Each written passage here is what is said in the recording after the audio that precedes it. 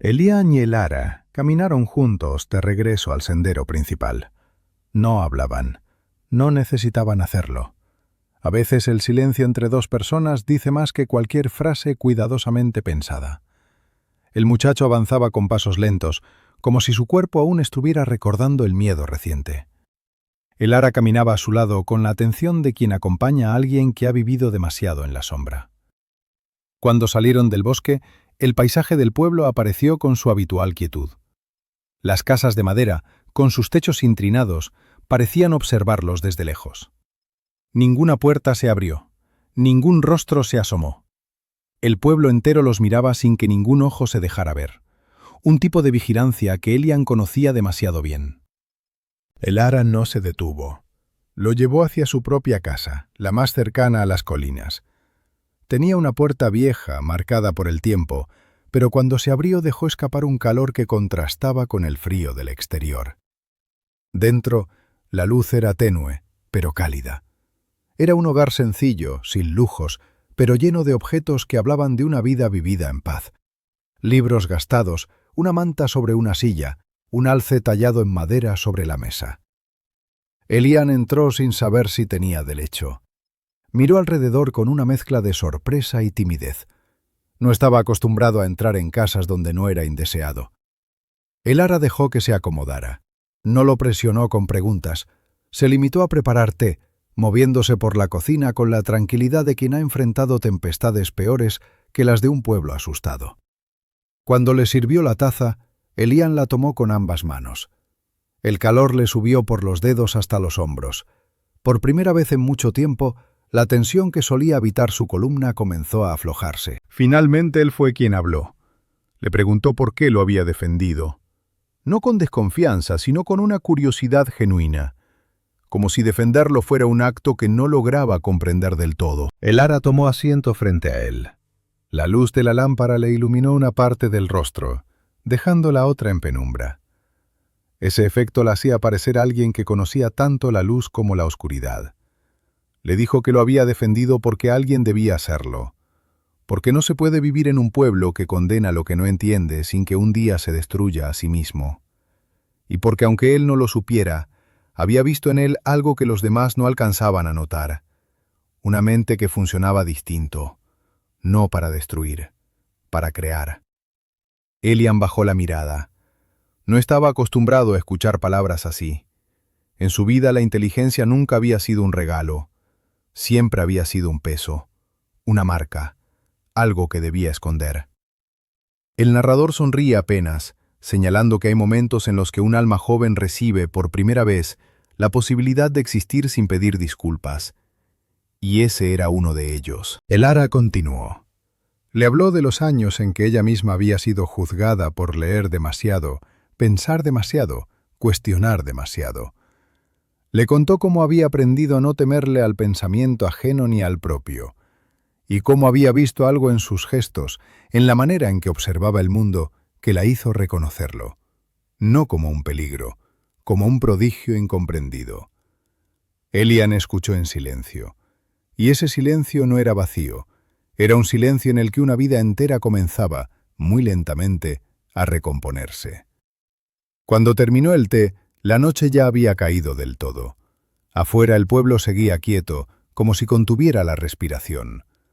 Algo había cambiado ese día, aunque nadie lo admitiría al amanecer.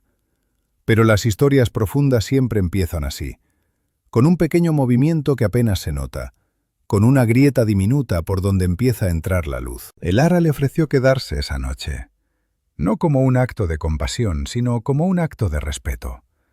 Dormir sin miedo no debería ser un privilegio. Debería ser lo mínimo que cualquier ser humano merece.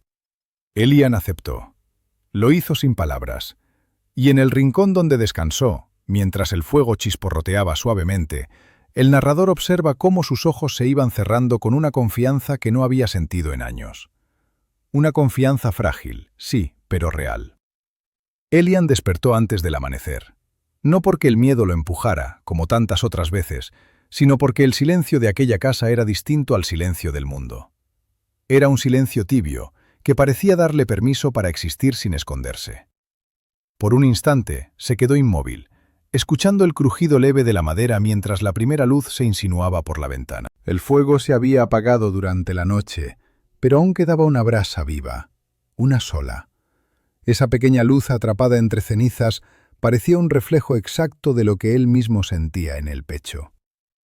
Cuando se incorporó, encontró a Elara sentada junto a la mesa, con un libro cerrado entre las manos. No lo estaba leyendo, lo esperaba, como si supiera que cuando él abriera los ojos necesitaría ver un rostro que no lo juzgara. Ella lo miró con una sonrisa mínima, casi imperceptible, pero suficiente para que algo dentro de él dejara de temblar. Se acercó despacio, todavía con ese modo cauteloso que tienen quienes han aprendido a no llamar la atención. Pero Elara lo invitó a sentarse frente a ella, y en ese gesto había más aceptación que en todas las palabras que alguien le hubiera dicho en su vida. La mañana avanzaba lenta. Afuera, el pueblo comenzaba a despertarse. Se escuchaba el arrastre de una puerta, el ladrido lejano de un perro, el golpe rítmico de alguien partiendo leña. La vida seguía, como siempre, pero algo había cambiado para él. Elara lo vio observando por la ventana. Le preguntó si tenía miedo de volver a la calle. Él no respondió enseguida. No porque dudara, sino porque buscaba una forma de decir una verdad que nunca había pronunciado en voz alta. Finalmente confesó que no temía por lo que podían hacerle, sino por lo que podían obligarlo a dejar de ser. Ese era su verdadero temor. Que el pueblo lo empujara a apagarse de nuevo. Elara lo escuchó con la atención que solo tienen quienes ya han pasado por ese mismo abismo. Le dijo que no debía pedir permiso para ser el mismo, que el mundo rara vez recibe con los brazos abiertos a quienes ven más lejos que los demás, que la diferencia duele, sí, pero también es la raíz de las cosas que importan. Elian absorbió cada palabra como si fuera agua. No estaba curado. Nadie sana en un solo día. Pero en su mirada había una nueva firmeza, una línea invisible, casi sagrada, que se forma cuando alguien entiende que su valor no depende del ruido que otros hagan alrededor. Elara se levantó entonces. Abrió la puerta.